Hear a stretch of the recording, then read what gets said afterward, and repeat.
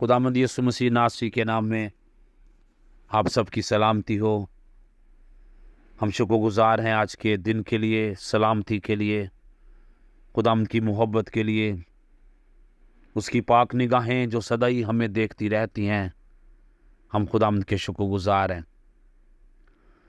खुदावंद के कलाम को याद रखना, जैसे चरवाहा कुछ बोले, आवाज़ दे और उसकी भेड़ें सुनती हैं, और ना ही सिर्फ सुनने वाली भेड़ें हैं। आप सिर्फ सुनने वाली ही भेड़ें ना हो जाएं, बल्कि वो वाली भेड़ें बन जाएं जो सुनती भी हैं, याद रखती हैं, अमल करती हैं, वो वाली भेड़ें। और यीशु मसीह ने अपने लोगों के बारे में कहा, उसने खुद जो अपने लिए लफ्ज़ इस्तेमाल किया वो कई जगहों पे चरवाहा भी किया, और फिर उसने ये भी कहा कि मैं अंगूर का हकीकी दरख्त हूँ और तुम डालियाँ हो,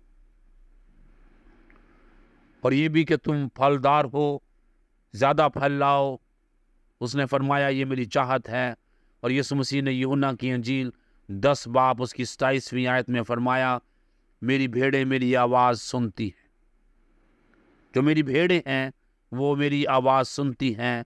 जो मेरी भेड़ें हैं वो मेरी आवाज़ सुनेंगी, और जो मेरी भेड़ें हैं वो मेरी बात को मानेंगी। जो मेरी भेड़ें, आप और मैं, हम जो उसकी भेड़ें हैं उसकी बात को माने। ये सुनने वाली भेड़ें होती हैं, ये अमल करने वाली भेड़ें होती हैं। ये अनसुना नहीं कर देती। कान तो सब बच्चों के होते हैं, सुन भी सब बच्चे रहे होते हैं, फिर भी माँ बाप कहते हैं की गल है उच्चा सुन दे हो, की गल है सुन दे नहीं, कान नहीं है गए। क्यों? क्योंकि वो सुनना नहीं चाहते। वो सुन तो रहे होते हैं, मानना नहीं चाहते, इसलिए अनसुना कर देते हैं। शो करते हैं नहीं सुना नहीं, की आख्या जे, सुन लिया होता है। ईमानदारों की भी हालत ऐसी है।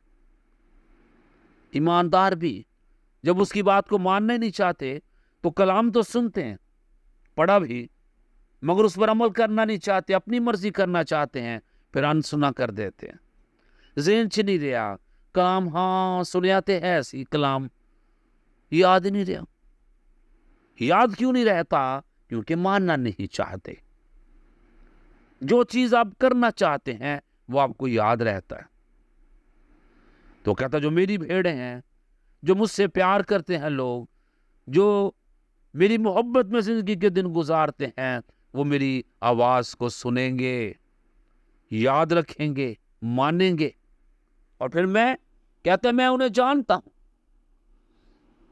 मेरी निगाह में रहते हैं वो लोग, वो मेरे ख्याल में हैं, वो मेरी जिम्मेदारी में है। वो लोग, मेरी भेड़ें मेरी आवाज सुनती हैं और मैं उन्हें जानता हूं।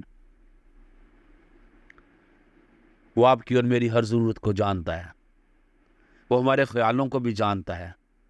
जब हम बुरे ख्याल हमारे हो जाते हैं फिर भी जानता है। तो मेरी भेड़ें मेरी आवाज सुनती हैं, मगर बहुत दफा तो यीशु की भेड़ें और आवाज ही सुनती रहती हैं, कोई और आवाज ही सुनते हैं। और वो जो और आवाज है वो ड्रामों की आवाज़ है, फिल्मों की आवाज़ है, गानों की आवाज़ है, दुनियादारी की आवाज़ है, और लोगों की आवाज़ है जो आपको मोहब्बत जताते रहते हैं, जो झूठी मोहब्बत है। उन्हीं की आवाज़ को सुन के उनके पीछे चल पड़ते हैं। मगर कहता है जो मेरी भेड़ें हैं वो मेरी आवाज़ को सुनेंगी, वो मेरी मोहब्बत को सुनेंगी, वो मेरी बात को सुनेंगी, वो मेरी मोहब्बत को समझेंगी कि मैंने उनके लिए सलीब पर जान दी और मुर्दों में से जी उठा। तो कहता है मेरी भेड़ें मेरी आवाज़ सुनती हैं। आप किसी और की आवाज़ ना सुने, मेहरबानी करके गाने ना सुने, फिल्में ना सुने, इंडियन फिल्में ना सुने। देखते नहीं हैं? इंडियन फिल्म्स देखते हैं? तो आगे से जवाब मिला नहीं, इंडियन फिल्म्स नहीं देखते। एकदम मेरे दिमाग को क्लिक हुआ, एकदम पाकरू ने मुझे कहा इनसे पूछो सुनते हैं इंडियन फिल्म्स को। मैंने पूछा आप इंडियन फिल्म्स नहीं देखते तो ऐसा तो नहीं कि बस मोबाइल को हैंड फ्री लगा होता है, बस सुनते रहते हैं। तो उन्होंने गौर से देखा, घर वालों ने एक दूसरे की तरफ। उन्होंने कहा जी, मतलब ये कि इंडियन फिल्म लगा दी, हैंड फ्री लगा दी और देखी नहीं है फिल्म, ऐसे सुनते रहे, मेरी आवाज़ सुनते हैं, मगर वो तो इंडियन फिल्मों की आवाज़ सुनते हैं, गानों की आवाज़ सुनते हैं। बहुत दफ़ा बच्चे हैंड फ्री लगा के गाने सुनते रहते हैं, माँ पे पूछन की लाया है, गीत लाया, होर की लाना असी गीत लाए हुए ने, तो हैंड फ्री उतार के वो चेंज कर लेंगे, गीत लगा के सुना भी देंगे, या देखो गीत है। इसलिए बड़े ध्यान से आप और मैं जो उसकी भेड़े हैं, बस उसकी आवाज़ को सुने, क्योंकि वो भी हमें जानता है, वो भी जानता है हमें। उसने कहा है और मैं उन्हें जानता हूँ, और वो मेरे पीछे पीछे चलती, मेरे पीछे पीछे चलती। ये जो पीछे पीछे चलना है, ये मोहब्बत का, इश्क का एक बड़ा लेवल है। ये इश्क का एक बड़ा लेवल, उसका और कोई नहीं होता। वो जो छोटा बच्चा होता है ना, वो जो दूध पीता है माँ का, उसका दुनिया में और कोई नहीं होता। ਉਹਦਾ ਦੁੱਧ ਜਿਹੜਾ ਉਹਨੂੰ ਮਾਂ ਤੋਂ ਲੱਭਦਾ, ਉਹਨੂੰ ਹੋਰ ਕਿਤੋਂ ਨਹੀਂ ਲੱਭਣਾ, ਉਹ ਮਾਂ ਕੋਲੋਂ ਹੀ ਲੱਭਣਾ है। तो बुजुर्ग बड़े घर में कहते हैं, ए बकरी लीली बनी है, लीली ए मगर माँ दे मगर मगर ही रहता है। क्यों? क्योंकि उसको दूध मिलता ही माँ से है। ईमानदारों को तो और भी बहुत कुछ मिल जाता है, कहीं और से भी मिल जाता है, तो वो औरों के पीछे चल पड़ते हैं। वो बच्चे को कहीं से कुछ नहीं मिलता, दूध कहीं और से नहीं मिलेगा, माँ से ही मिलेगा। वो माँ का ही दूध पिएगा। कोई और भी औरत पिला दे उसको, कहे आजा मैं तो प्या देनी है। कभी देखा आपने कि बच्चा जड़ी मर्जी औरत में जुड़ जाए? नहीं, वो माँ का ही दूध पिएगा बस। तो यीशु ने कहा वो मेरे पीछे पीछे चलती। आप यीशु की भेड़े हैं, सर यीशु के पीछे चलें, उसी से खुराक लें, किसी और के पीछे ना चलें। एवं नहीं जिन्हें लाया गली ओदे मगर तुर चली, ऐसा नहीं। सिर्फ यीशु के हैं आप, उसी के हो के जिंदगी के दिन गुजारें। खुदावंद आप सबको बरकत दे, सलामती बख्शे, कुव्वत और जोर में आगे बढ़ाए, वफादारी से चलें, वफादारी से।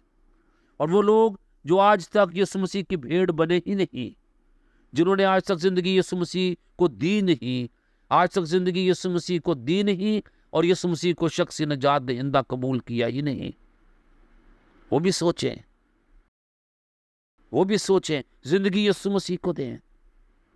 फैसला कर लें, फैसला कर लें कि यीशु मैं अपनी ज़िंदगी तुझे देना चाहता हूँ, देना चाहती हूँ। मैं भी तेरी छोटी भेड़ बनना चाहता हूँ, बनना चाहती हूँ। उसकी आवाज़ को सुने। उसने आपके लिए जान दी सलीब पर और मुर्दों में से जी उठा, हमेशा की ज़िंदगी बख्शी है। फिर उसने आपको बता भी दिया वो कहाँ जा रहा है। फिर उसने ये भी वादा किया वो आपको लेने के लिए आएगा।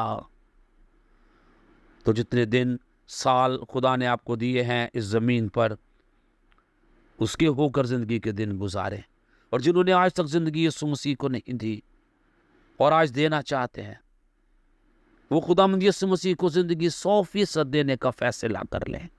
100% कि खुदावंद मैं अपनी ज़िंदगी 100% तुझे देता हूँ, तुझे देती हूँ।